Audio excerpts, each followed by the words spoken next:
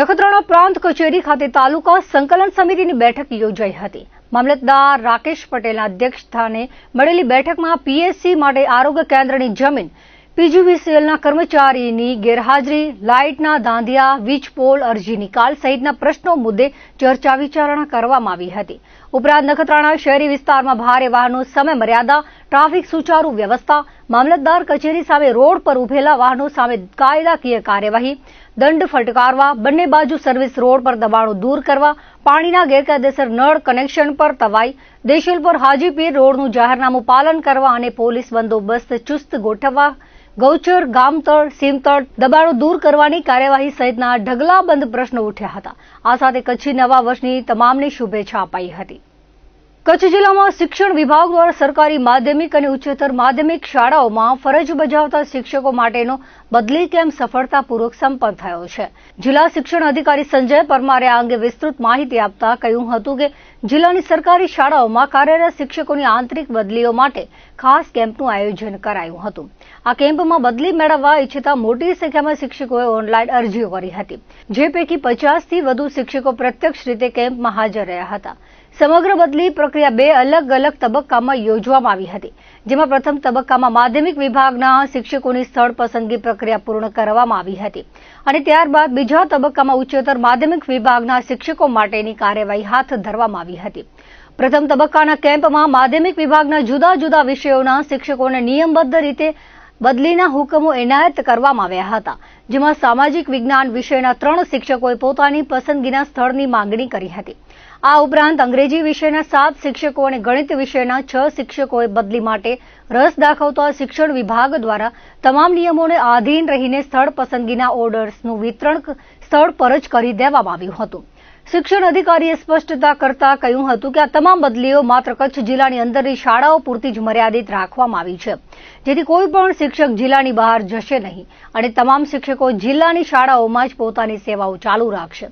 જિલ્લામાં બદલી કેમ્પની પ્રક્રિયા પૂર્ણ થયા બાદ હવે આગામી સમયમાં શાળાઓમાં ખાલી પડેલી જગ્યાઓ ભરવા માટે શિક્ષણ વિભાગ દ્વારા જ્ઞાન સહાયક યોજના અંતર્ગત ભરતી પ્રક્રિયા શરૂ કરવામાં આવનાર છે। સરકાર દ્વારા જ્ઞાન સહાયકોની ભરતી માટેની સત્તાવાર જાહેરાત પ્રસિદ્ધ કરી દેવામાં આવી છે અને હાલમાં ઉમેદવારો દ્વારા ઓનલાઈન ફોર્મ ભરવાની પ્રક્રિયા ખૂબ જ ઝડપથી ચાલી રહી છે। હાલની દ્વિસ્તરીય પદ્ધતિ મુજબ લેવાયેલી ટેટ અને ટાટની પરીક્ષામાં ઉત્તીર્ણ થયેલા લાયક ઉમેદવારો અત્યારે પોતાના આવેદનપત્ર સબમિટ કરી રહ્યા છે, જેમને આગામી 20મી જુલાઈએ મેરિટ અને નિયમોના આધારે ઓનલાઈન સ્થળ પસંદગીની તક આપવામાં આવશે। શિક્ષણ વિભાગના સત્તાવાર સર્વેક્ષણ મુજબ હાલમાં કચ્છ જિલ્લાની સરકારી અને ગ્રાન્ટેડ માધ્યમિક તેમજ ઉચ્ચતર માધ્યમિક શાળાઓમાં કુલ મળીને 426 શિક્ષકોની ઘટ વર્તાઈ રહી છે। આ મોટી ઘટને પહોંચી વળવા માટે પ્રશાસન દ્વારા જ્ઞાન સહાયકની ભરતીમાં તબક્કાવાર આયોજન કરવામાં આવ્યું છે। 20 તારીખે પ્રથમ રાઉન્ડમાં અંતે જે જગ્યાઓ ખાલી રહેશે તેને ભરવા માટે બીજા રાઉન્ડની પ્રક્રિયા હાથ ધરાશે। આ બીજા રાઉન્ડમાં ટેટ અને ટાટ પાસ ઉમેદવારો સિવાયના અન્ય બીએડ થયેલા લાયકાત ધરાવતા શિક્ષકો તેમજ 48 વર્ષ સુધીની વય મર્યાદા ધરાવતા અને જૂની ટાટ પરીક્ષા પાસ કરેલી હોય તેવા અનુભવી શિક્ષક મિત્રોને પણ સ્થાન આપવામાં આવશે। જિલ્લા શિક્ષણ પ્રશાસન દ્વારા તમામ ઉપલબ્ધ વિકલ્પોનો ઉપયોગ કરીને શાળાઓમાં ગુણવત્તાસભર શિક્ષણ જળવાઈ રહે તેવા પ્રયાસો કરવામાં આવી રહ્યા છે। જો બીજા તબક્કાના અંતે પણ કોઈ જગ્યાઓ ખાલી રહેશે તો અંતિમ ચરણમાં અન્ય લાયકાત ધરાવતા બીએડના ઉમેદવારોને પણ તક આપીને જિલ્લાની શિક્ષકોની તમામ ઘટ પૂરી કરવાનો મક્કમ નિર્ધાર વ્યક્ત કરવામાં આવ્યો છે। જિલ્લા શિક્ષણ અધિકારી સંજય પરમારે પૂર્ણ આત્મવિશ્વાસ સાથે જણાવ્યું છે કે બદલી કેમ્પ અને ત્યારબાદ તુરંત શરૂ થઈ રહેલી આ ભરતી પ્રક્રિયાના કારણે આગામી 10 દિવસની અંદર જ કચ્છ જિલ્લાની તમામ શાળાઓમાં શિક્ષકોની અછતનો પ્રશ્ન કાયમી ધોરણે ઉકેલાઈ જશે અને વિદ્યાર્થીઓને પૂરતા પ્રમાણમાં શિક્ષકો મળી રહેશે। આજરોજ કચ્છ જિલ્લાના અંદર માધ્યમિક અને ઉચ્ચતર માધ્યમિક વિભાગના અંદર જે શિક્ષકો ફરજ બજાવ્યા છે સરકારીના અંદર, એ લોકોની બદલી માટેનો કેમ્પ રાખવામાં આવેલો હતો। મોટી સંખ્યાના અંદર શિક્ષકોએ એપ્લિકેશન કરેલી હતી, જેના અંદર 50થી વધુ ઉમેદવારો એ શિક્ષકો અહીં હાજર હતા। ખાસ કરીને અત્યારે હાલ માધ્યમિક વિભાગનો અમારો કેમ્પ ચાલુ છે, એના અંદર સામાજિક વિજ્ઞાન વિષયના અંદર 3 શિક્ષકોએ સ્થળ પસંદગી કરી છે, બદલી માગી છે। અંગ્રેજીના અંદર 7 શિક્ષકોએ બદલી માગેલી હતી ને એના અમે ઓર્ડર્સ વિતરણ કર્યા છે અને ગણિત વિજ્ઞાનના અંદર 6 શિક્ષકોએ બદલી માગેલ એના હુકમ વિતરણ અમે કરેલું છે. એટલે પ્રથમ તબક્કાના અંદર આપણે માધ્યમિક વિભાગનો કેમ્પ હમણાં જ પૂર્ણ કર્યો.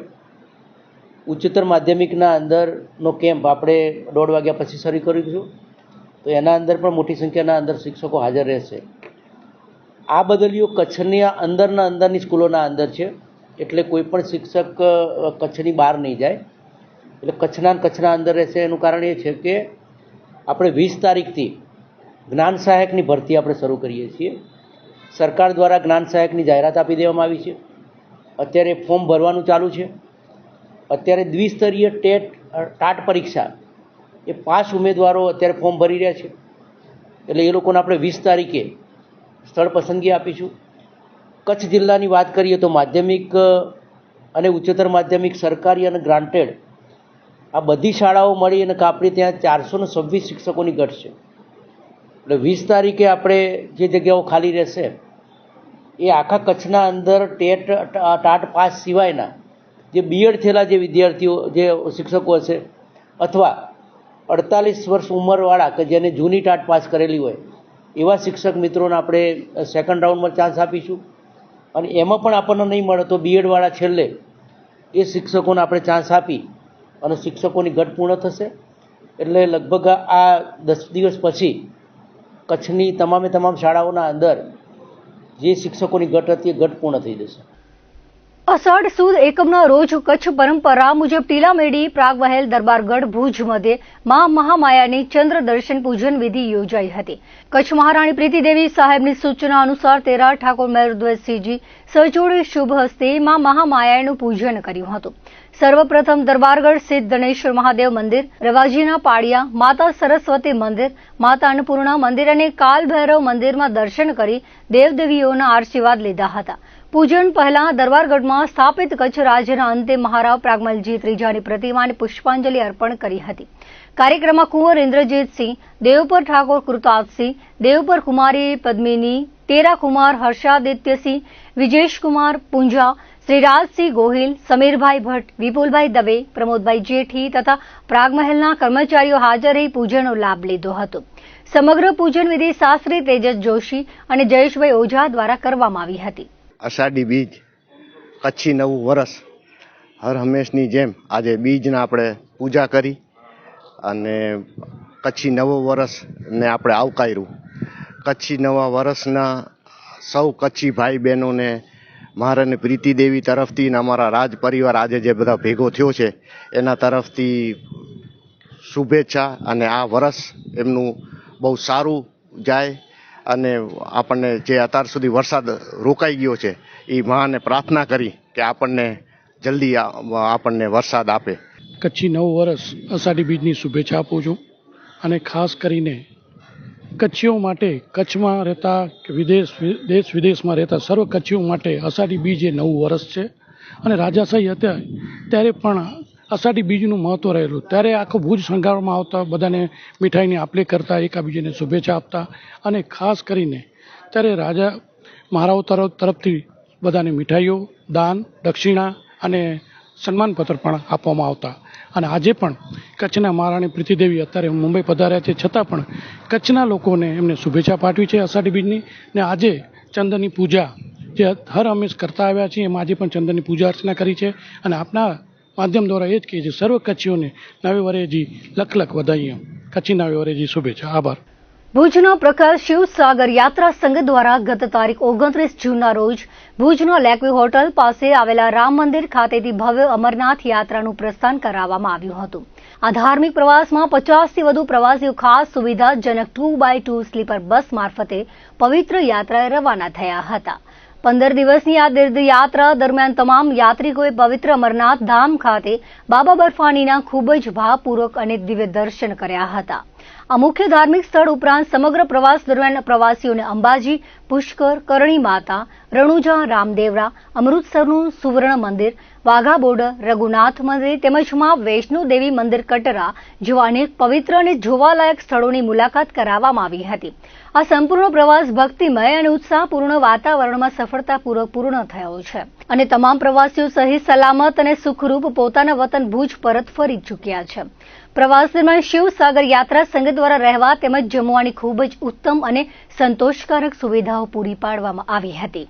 યાત્રામાંથી પરત ફરેલા પ્રવાસીઓએ પોતાના અનુભવો વહેંચતા જણાવ્યું હતું કે સમગ્ર પ્રવાસ દરમિયાન 2 ટાઈમ ભોજન, ચા, નાસ્તો અને રાત્રિ રોકાણ માટે ધર્મશાળા તેમજ હોટલની જે વ્યવસ્થા કરવામાં આવી હતી તે પ્રશંસનીય હતી. આયોજકો તરફથી મળેલી પૂરતી કાળજી અને ઉત્કૃષ્ટ સેવાઓના કારણે પ્રવાસમાં કોઈ પણ પ્રકારની તકલીફ પડી ન હતી અને વડીલો તેમજ તમામ યાત્રિકોએ ખૂબ જ શાંતિપૂર્વક દર્શનનો લાભ લીધો હતો. આ સફળ આયોજન બદલ યાત્રિકોએ આયોજક દેવશીભાઈ કેરાય તેમજ વ્યવસ્થાપક સાગર પુરબિયા અને રાજુભાઈ સહિત સમગ્ર શિવસાગર યાત્રા સંઘની ટીમનો હૃદયપૂર્વક આભાર વ્યક્ત કર્યો હતો. હું અમરનાથની યાત્રામાં ગઈ હતી શિવસાગર ટ્રાવેલ્સમાં. અમને દર્શન કરવાની મજા આવી અને મારું તો રજીસ્ટ્રેશન 30 તારીખનું હતું. મારા દર્શન તો કોઈ રીતે થાય એમ હતા નહીં, પણ સાગરભાઈ થકી મારા 8 તારીખે દર્શન થયા. અમને ખૂબ જ મજા આવી. સાગરભાઈ ખૂબ સારી ગાઈડલાઈન દીધી. અમે અમરનાથની યાત્રામાં ગયા હતા, શિવસાગર યાત્રા સંઘ સાથે ગયા હતા. અમારી યાત્રા બહુ સરસ રહી, સારી રહી. અમને કોઈ તકલીફ પડી નથી. અમે બધા સહી સલામત ઘરે આવી ગયા છીએ. અમને બહુ સરસ સગવડ મળી હતી. અમે ખુદ આશાપુરા યાત્રા સંઘ ચલાવીએ છીએ, છતાં અમે શિવસાગર સાથે ગયા હતા. અમને સારો અનુભવ થયો. બસ અમે લોકો 50 જણા હતા, સ્લીપર લઈને અમરનાથની જાત્રામાં ગયા હતા. જાત્રા તો બહુ કઠિન છે, પણ માતાજીની કુળદેવીની દયાથી બધા સહી સલામત પહોંચી આવ્યા છે. જાત્રામાં રહેવાનું, જમવાનું સુવિધા બધી સારી હતી. જાત્રા કઠિન છે, પણ કોઈને કાંઈ જાનહાનિ થઈ નથી. 50 લોકો સાથે આજે અમે પરત આવી ગયા છીએ. અમે શિવસાગર જાત્રા સાથે ગયા હતા, ભુજના સાગરભાઈ સાથે ગયા હતા. બધાને હળીમળીને જાત્રા પૂરી કરી છે આજે અને બધા પરત આવી ગયા છીએ. દ્રંગ તાલુકો ભુજ. અમે શિવસાગર ગ્રુપ સાથે અમરનાથ યાત્રા કરી આવી અને યાત્રા ખૂબ સફળ રહી અને ગાઈડલાઈન પણ બહુ સારી હતી. અમને બહુ મજા આવી. જય હિન્દ, જય ભારત. દર્શક મિત્રો, હતા અત્યાર સુધીના કચ્છ ઉદર ટીવી સમાચાર. ફરી મળીશું નવા સમાચારો સાથે, નવી અપડેટ સાથે. ત્યાં સુધી મને રજા આપશો. નમસ્કાર.